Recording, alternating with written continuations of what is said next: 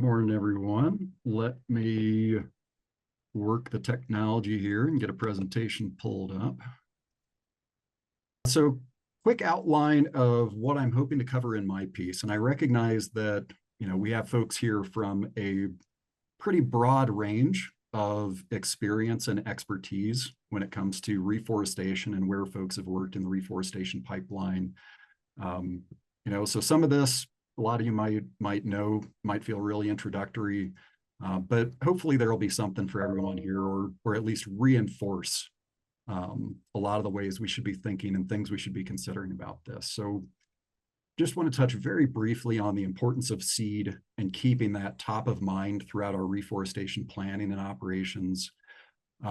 Want to just briefly introduce as concepts and a framework for our thinking the reforestation pipeline that Rachel already introduced, and then the target plant concept that gives us a slightly more detailed problem-solving framework to think about.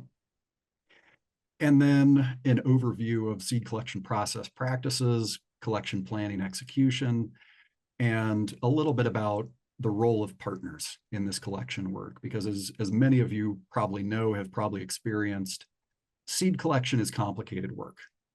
There's nothing easy or simple about it from planning through execution. But a lot of those challenges can be overcome with, very intentional approaches to working with partners and figuring out how we can support each other in this work. And then we're going to wrap up with some discussion of some useful resources, references, and contacts for myself and my staff for anyone that might want to follow up on anything for work in the Southwest. Also, just as kind of quick breakdown on what we're expecting for timeline, probably looking at another 20 minutes or so of presentation is probably the target here, and then probably 15-20 minutes of talking through some of the resources and some seed lot selection tool examples, and then we should have time for questions. But that's kind of the ballpark we're looking at for this section. And also just kind of a heads up, in presentation view, it makes it really difficult to see any questions in the chat or any hands that are up. So if I would ask maybe Lauren and Rachel, if you see anything in the chat, maybe flag me down if we need to. Will do, Josh. Yeah. Awesome. Thank you. All right. So you're here, so I'm expecting everybody basically knows why this work is important. So we're not going to spend a whole lot of time here. But of course, regeneration is a critical aspect of forestry. It's one of the main phases, main bodies of practice within the field of silviculture and forest management. And practically all of that regeneration relies on seed. As we're shifting into climate regimes, as we're shifting into, sort of new times where we're seeing more natural regeneration failures, we're seeing increasing artificial regeneration failures.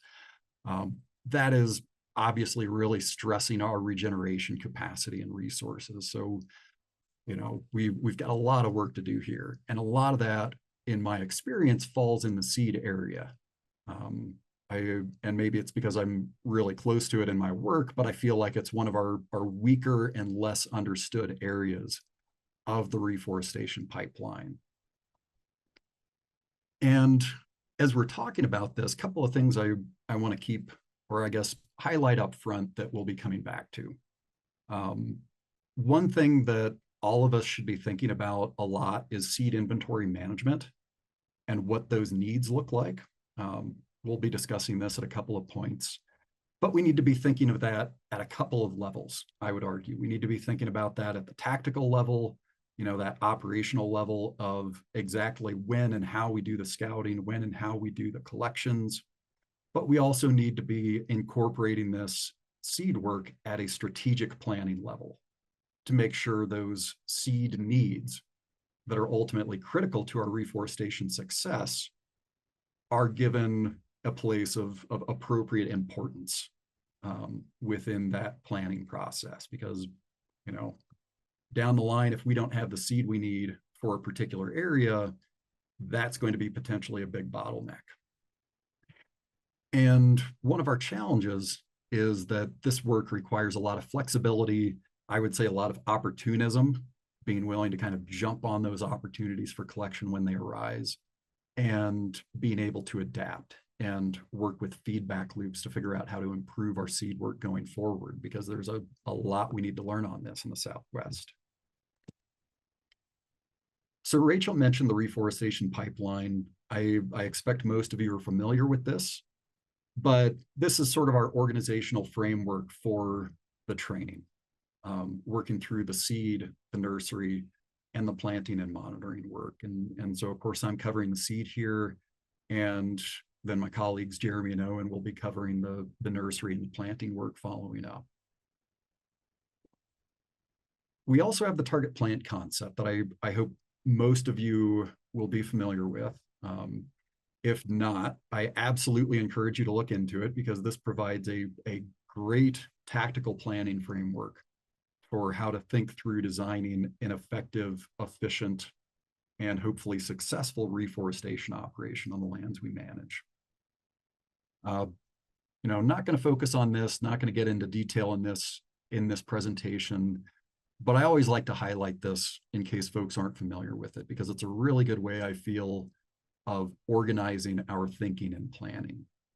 And of course, in the case of seed, our seed sources, our selection of seed resources and how we incorporate that into our reforestation can actually play a role, can factor in a number of these steps in the target plant concept, reforestation planning process.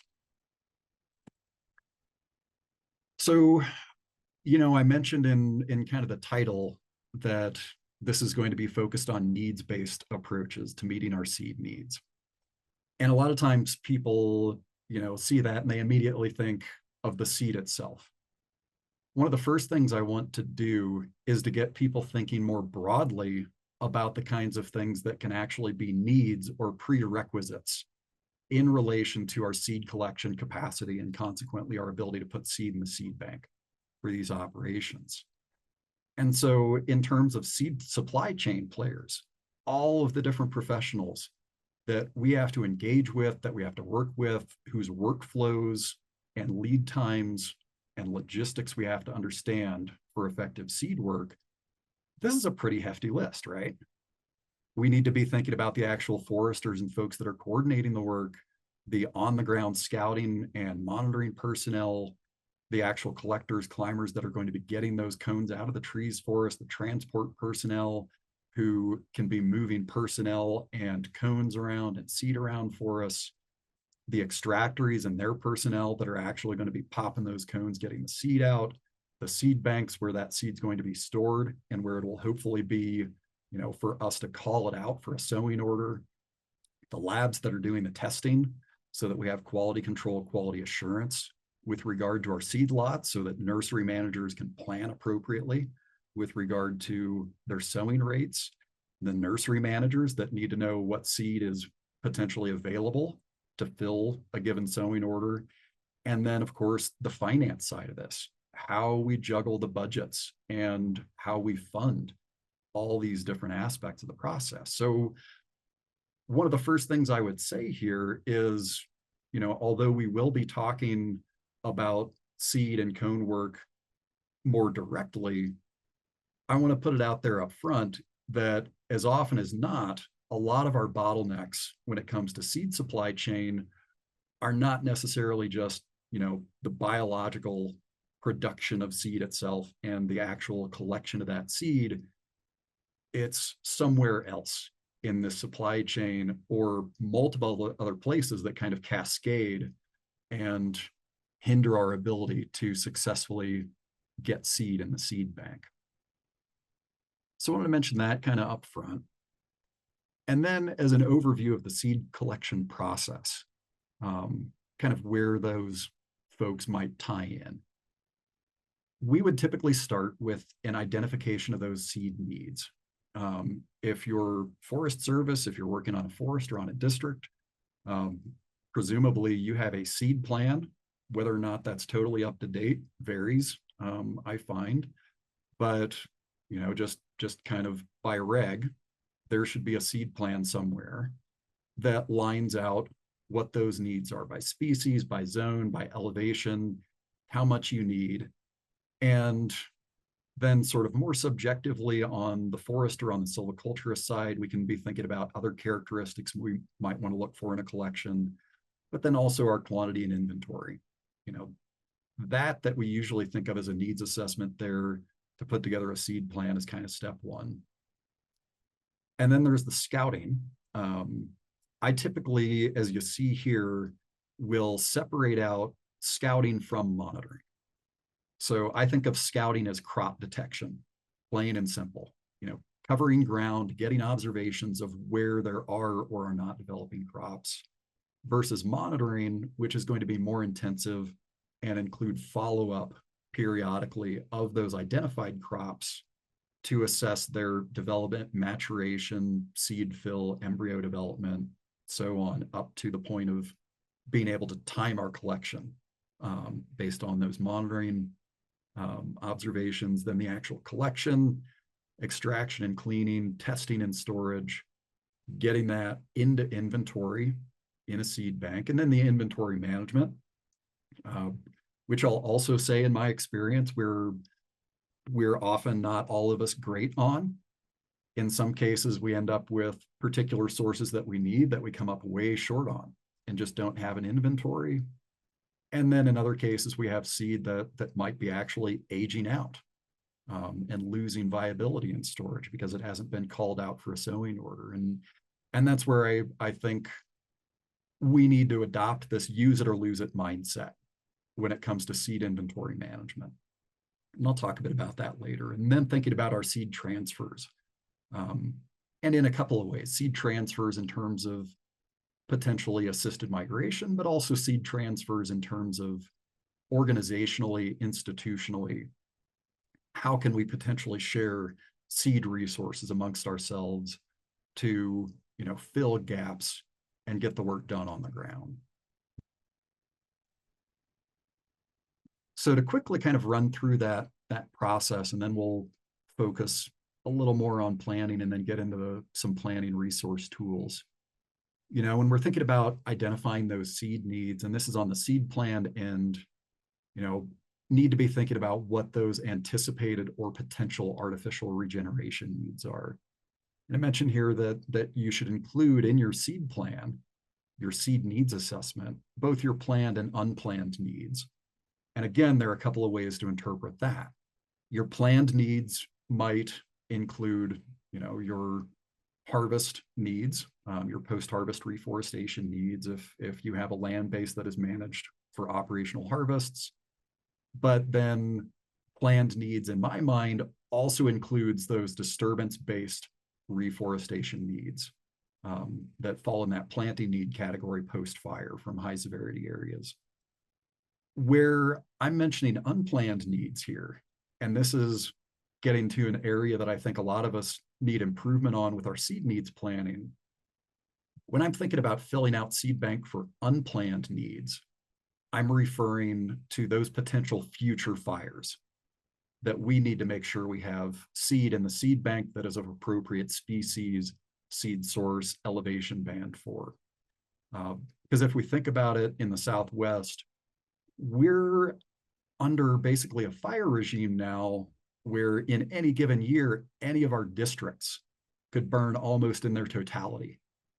And up to 25% of that in any given fire might be high severity that gets categorized as planting need. And so we're now in a situation where just because of the stochasticity, the unpredictability of that fire regime that could, you know, hit just about any of us in any year, I would argue we need to work towards seed banks that have, in terms of source and elevation band, 100% coverage for states and regions, and with amounts sufficient to cover up to 25% of the land base at any given time. I realize is very, very ambitious, but that would be my suggestion as a target. Then, of course, making sure that, you know, that all aligns with your planning needs. And of course, there's triage to this. You know, as a starting point, we look at what's in inventory. We compare that to our needs and our categorized needs.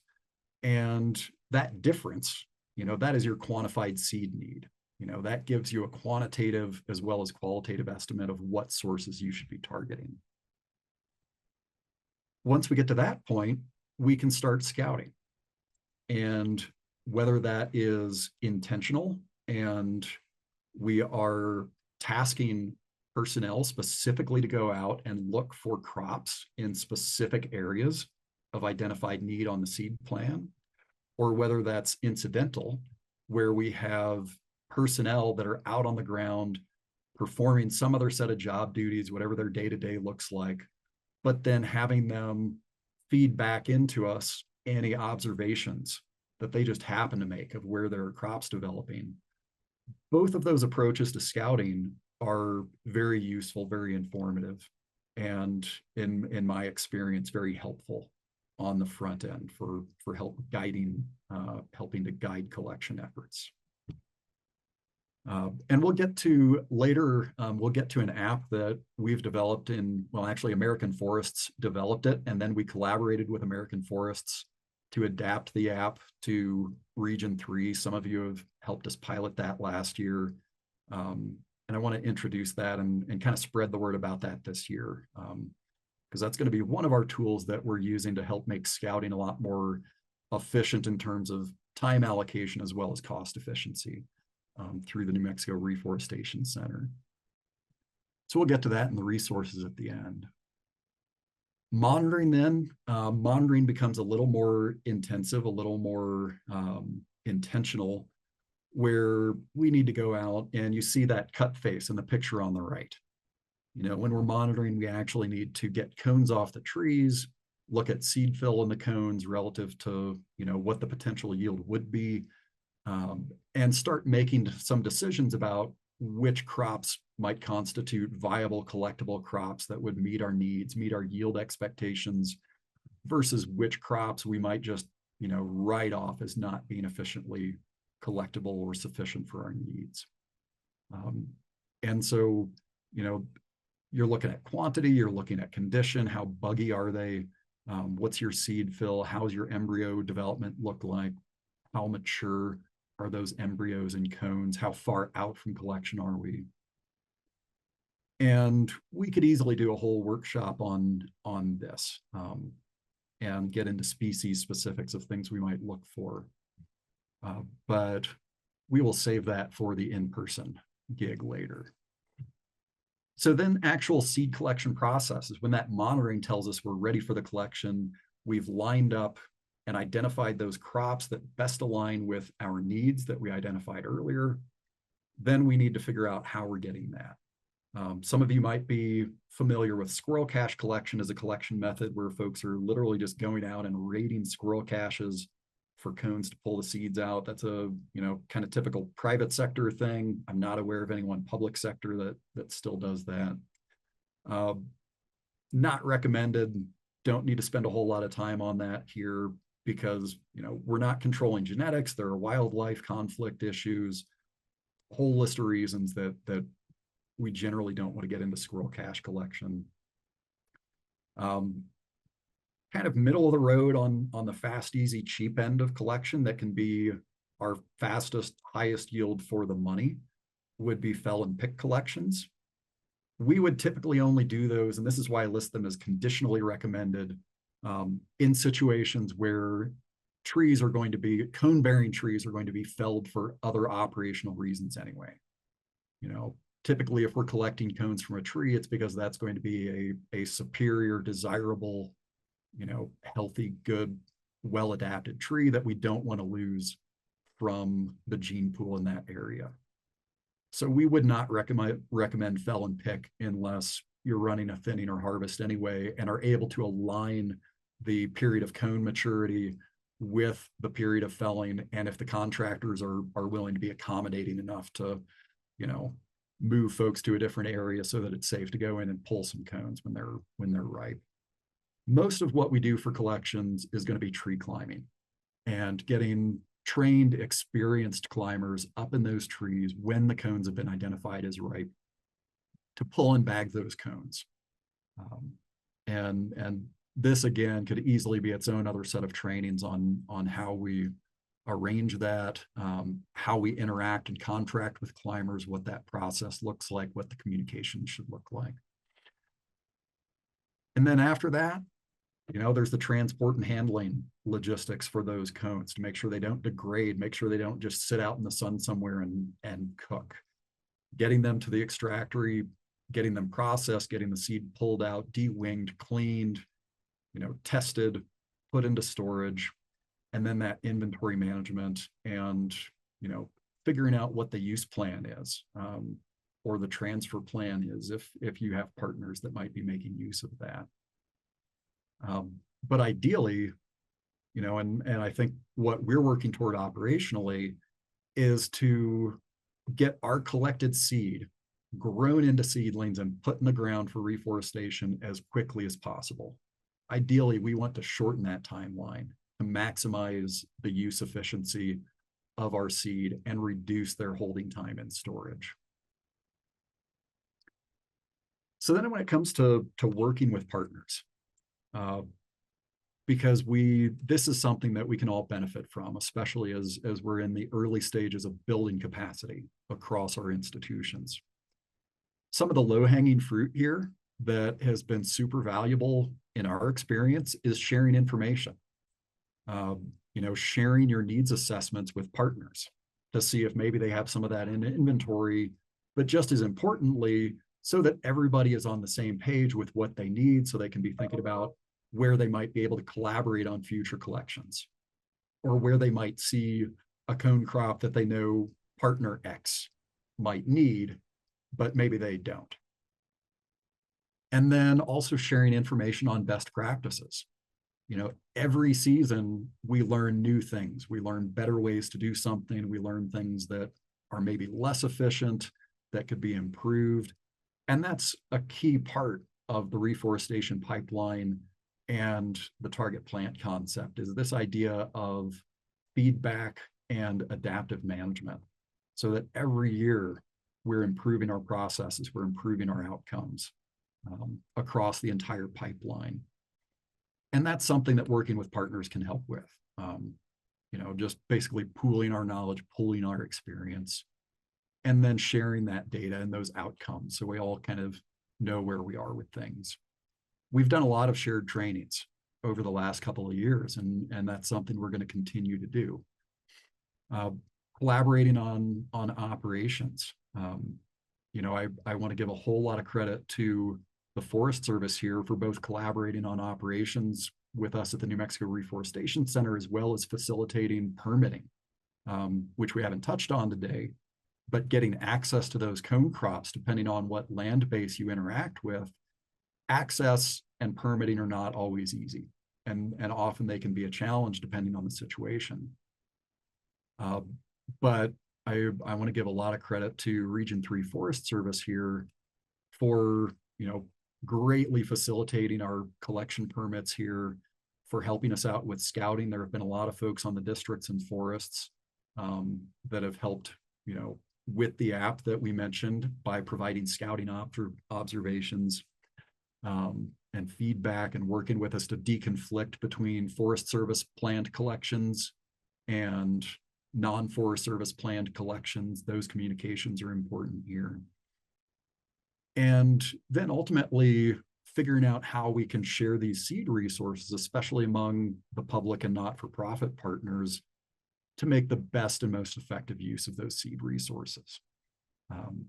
And so I feel like we're doing a pretty good job of that in Region 3, but have a lot of conversation to go, I think, to figure out how to smooth some things out. And then, kind of like we've alluded to, figuring out efficient division of labor among all those different players, all those different areas of the pipeline, even just the seed pipeline we mentioned. Some brief comments on planning with regard to seed objectives, inventory management, et cetera. We already covered this, but this gets into some of the specific questions that you want to address. If you're Forest Service, I know you already covered this in your seed plan, so we don't need to belabor it. If you're non-Forest Service, pretty intuitive, right? That, thinking of acreage, what's the species mix? How many seedlings do we need? and then back translating that into numbers and amounts of seed and figuring out the right source and elevation band. So this I want to comment a little bit on, because this is another layer of how I think about seed objectives beyond that seed plan. The seed plan is pretty sterile. It's pretty cut and dried for what we need, what we're looking for, and where. But if we want to add a layer to that, to how we think about our triage or what to target first in that seed plan, one way of thinking about that is screening it based on what crops we identify during scouting in a particular year.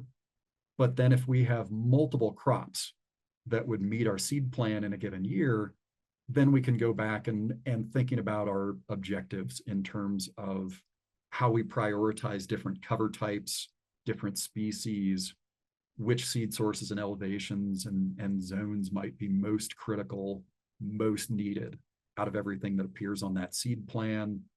We might run triage based on quantities in our objectives. There might be some sources that we have a crop for that we need in a smaller, more easily collectible amount rather than another one. So there might be some that we might decide to prioritize because we can just send out an in-house trained climber or two for, it'd be at least a 2-person climber team.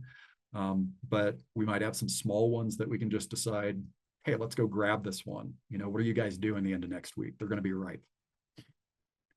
And then the time required for these collections and how much time we have to allocate to scouting and running those operations can also play a role in our triage. So oftentimes after we have our assessment, this is sort of what I would be considering for how we start prioritizing the order of addressing those needs. So it's maybe less daunting. And then some final comments to move us into looking at some resources to support this. Just overall considerations for seed sourcing in this work in a changing climate. First thing, which is just an objective scientific fact at this point, rates of climate change that we are seeing measurably on the ground exceed the rate of adaptation in the species we manage for trees. So that is just a challenging fundamental fact of our ecological and climatic context in which we're operating right now. And as a result, in order for our work to be successful, we need to design operations and prescriptions that will succeed under both current and future climates. And I expect that's probably obvious to everybody in the meeting, but I think it's worth highlighting because it's easy to get bogged down in figuring out how to meet this day zero seed plan that we're trying to catch up on, and lose sight of, well, okay, how are these seed sources we're collecting going to perform in 50 years, going to perform in 100 years when they're reaching rotation age, and maybe we're looking for natural regen, which often we are. We're looking for artificial regen now to reestablish breeding populations that will be able to support those ecosystems through natural regeneration going forward. These are all considerations that, even though the outcomes are a century or more down the line, are impacted by our decisions today. So I always want to highlight that.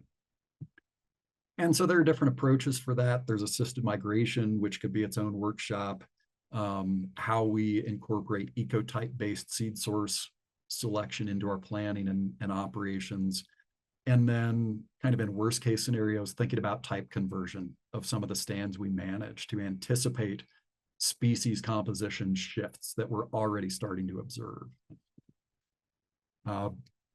Again, just for the sake of moving into some of the resources that we want to look at, won't spend a lot of time here, but on assisted migration, I know there are differences of opinion, differences of thought, and even the science sort of differs on projected outcomes of some of these practices.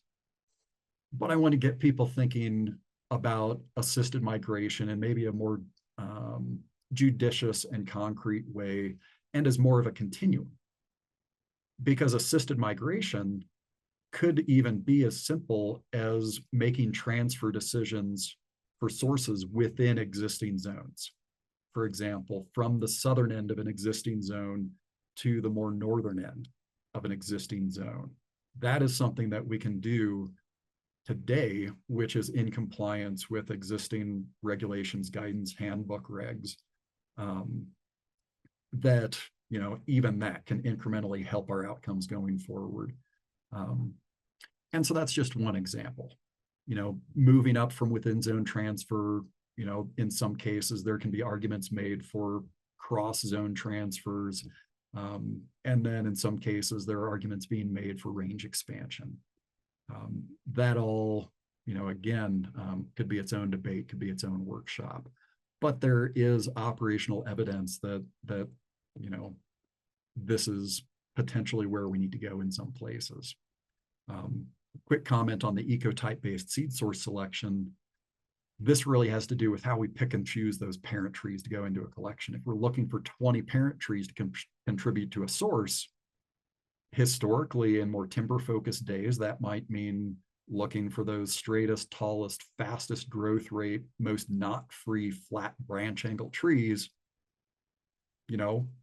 We don't necessarily want to abandon those timber criteria for seed collections going forward, but we also need everything we plant to survive as much as possible. So we really need to start looking for characteristics in trees that are reflective of ecological fitness and survivability on these harsh post-transplant sites.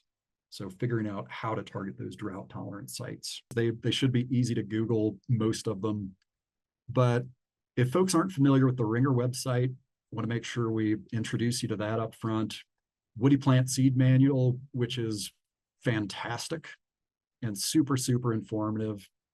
Want to make sure we get the website with the contact info and locations of the nurseries and seed extractories in the Forest Service system on your radar, because the folks at those facilities are fantastic resources.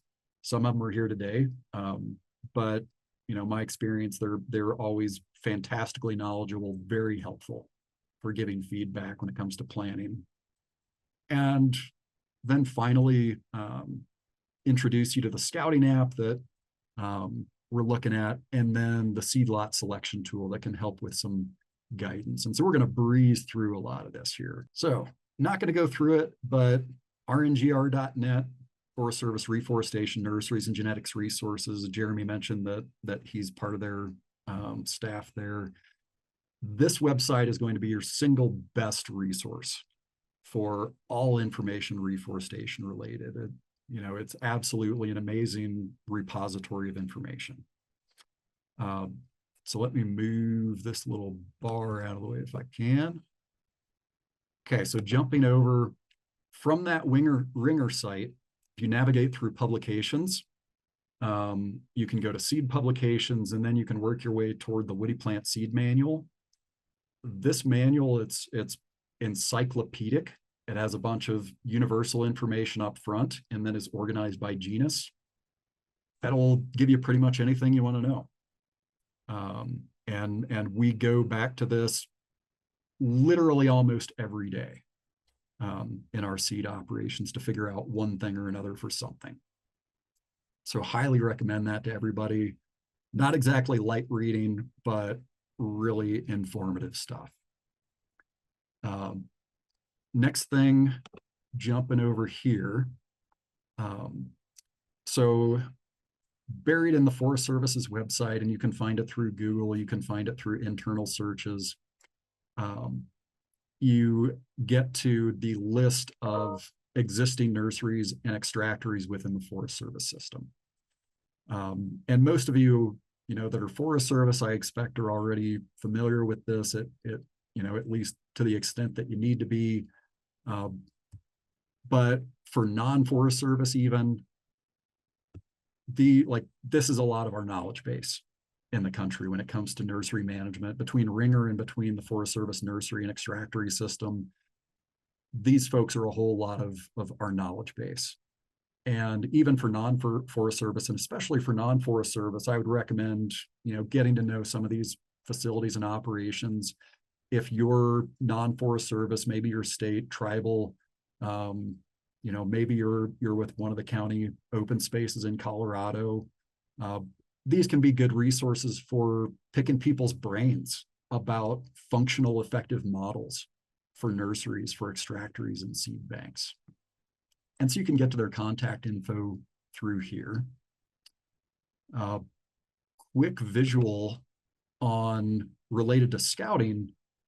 This is the scouting app that we worked with American Forests to develop. It's a Survey 123 app that we worked with them to tailor to Region 3. And any user can provide scouting observations through this. And so if you're Region 3 Forest Service, we will probably be bugging you in a month or two just to put this on the radar again of forests and districts that might have seed needs that overlap with, what the Reforestation Center is trying to get in the bank. And to kind of help reduce the burden on any given party for scouting and monitoring. We didn't mention earlier, but oftentimes about half of the overall cost of any seed collection operation falls on the scouting and monitoring work that happens before we ever put climbers in the tree. So the more we can spread this out, the more efficient and effective we're all going to be. But basically all the info we need, so starts out with affiliation. If you're in the field using this, it's going to geolocate your device that you're logging it from. So it'll automatically get the coordinates for that seed crop observation. It'll timestamp it for us. Property type, access issues, potential collection hazards, and then there'll be information to click through for what your cone crop observations are. By species, it'll have you upload. So as you're clicking on those, it'll get into some further drop downs that'll trigger for you to rate the cone crop in terms of how prolific it is, yield and such. And then down through uploading, an image of it. And then when you submit that, that is what, and it's pretty quick. It gives a user, a 2-3 minute process to upload scouting observations. And then on the back end, so the back end would be available, like access would be available by request for our Forest Service partners. We'd send you the link and get you access. But back end that we use for then planning collections is we kind of have this handy dandy visualization tool where, let's say we're looking for our pipo crops last year. Let's say we're maybe looking for our heavy pipo crops from last year. Ignore elevation band for now. And this will pull up for us where those crops were that observations were submitted for. And then we can go in and look at all of the metadata for those observations. What was the elevation band? We've got it worked with American Forest to program in. It already identifies seed zone, whether it's the provisional seed zone or in the case of pipo, the pipo specific empiric seed zones. And so, as well as all the info about who uploaded the observation if we need to follow up. So that's just a quick introduction to that app that, we've got that covers Region 3 wide for anyone that's interested in adopting that, because that's open for use by Forest Service to help facilitate your scouting just as much as it is ours. So contact myself or our seed collection coordinator, Pulis Kalianos, if you want more info about that. And then the final thing that I want to introduce folks to, if you're not familiar with it as we wrap it up, is the seed lot selection tool. And so seed lot selection tool was developed as a collaboration with USDA and gives us basically a non-zone based way to model potential seed transferability. And you've got all the info on the landing page. You can get into kind of the background of it. But as a tool, and of course, if you're Forest Service, you're constrained by your existing zone system and whatever your current FSH amendment says with regard to your seed zones in force in your region. But if you want a second opinion to see how some of that zone-based transfer guidance might align with potential future climate scenarios, this is a good tool for it. And so starting out, there are two ways to use it. It says find seed lots versus find planting sites. And I'll also kind of give you the caveat that this thing, again, like a lot of things, could be its own training.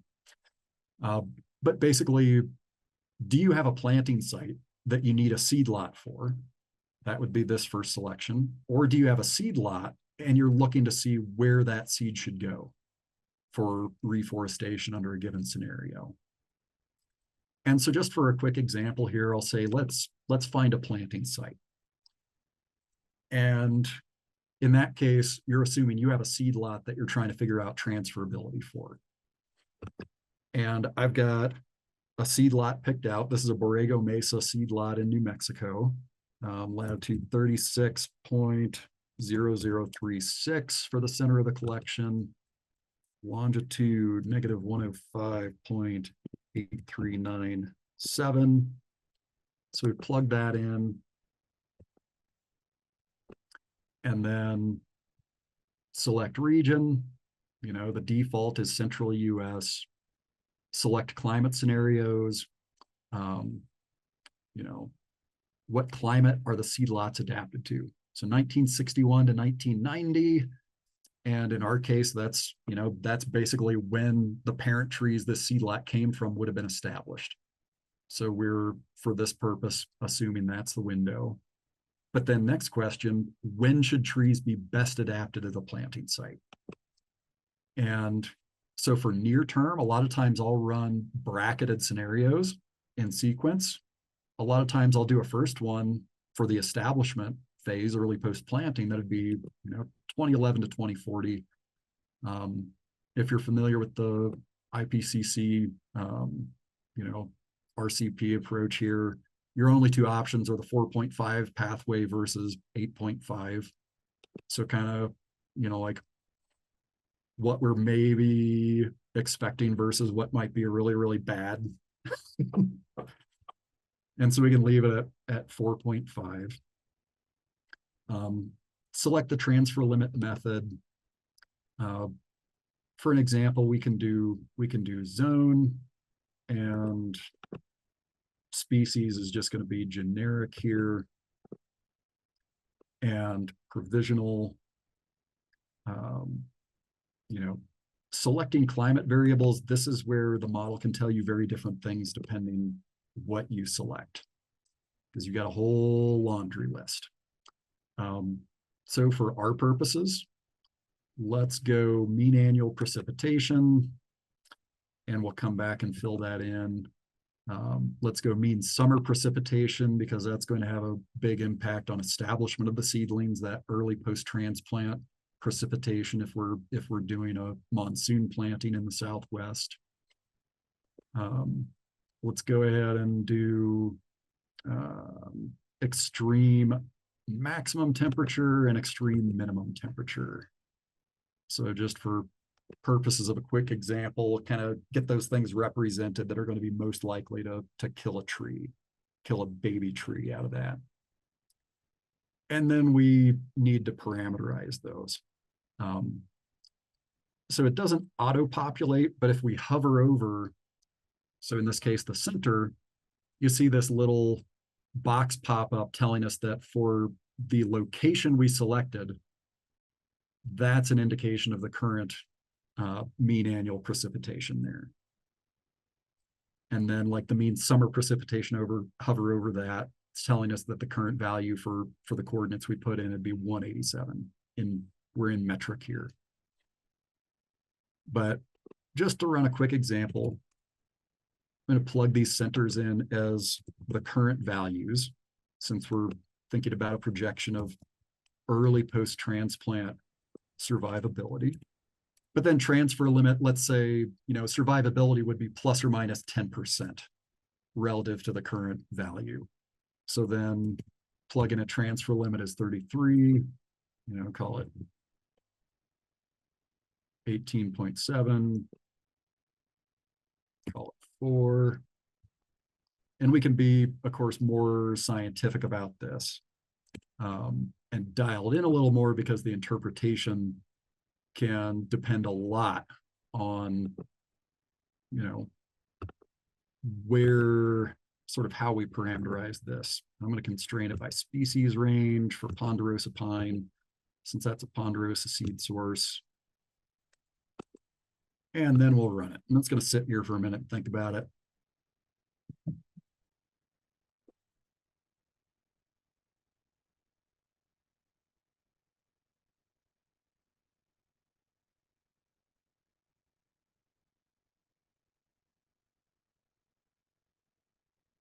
And apparently a lot of other folks running these right now. But what it's going to generate is basically a heat map. In this case, since we ran it as looking for planting sites that would be appropriate for a given seed source under those projections, it's going to generate what amounts to a heat map for the areas. And let me move this bar out of the way so I can zoom in.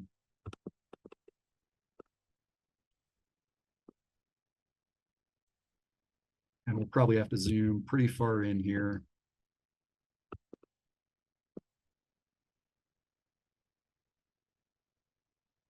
And where are you? Zoom to your left to Santa Clara, Los Alamos, Valles, Cadera. Did you see any?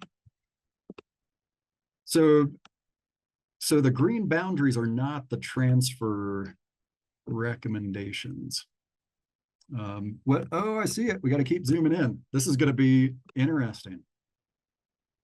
Where'd it go? I thought I saw it. We're looking for yellow and orange blobs. Yep, there they are. Nothing like doing this live, huh, Josh? Yeah, yeah. And with a made up example that I didn't bother trying. This is just a interesting random seed lot I pulled out coordinates for. But you see these little orange blobs, those are the little areas that would be expected to be good transfer matches for that seed lot under those specified scenarios, which aren't actually crazy projections. And so even this is kind of an interesting example to show how limited the transferability of some of our seed lots might be under some scenarios. So this is something, and I know we're at time here, so I'll wrap it up so we can move on. But that's something that I definitely recommend that people get in there and kind of play with that. That can be a tool to help inform even within zone guidance, because you saw how small some of those match potentials were.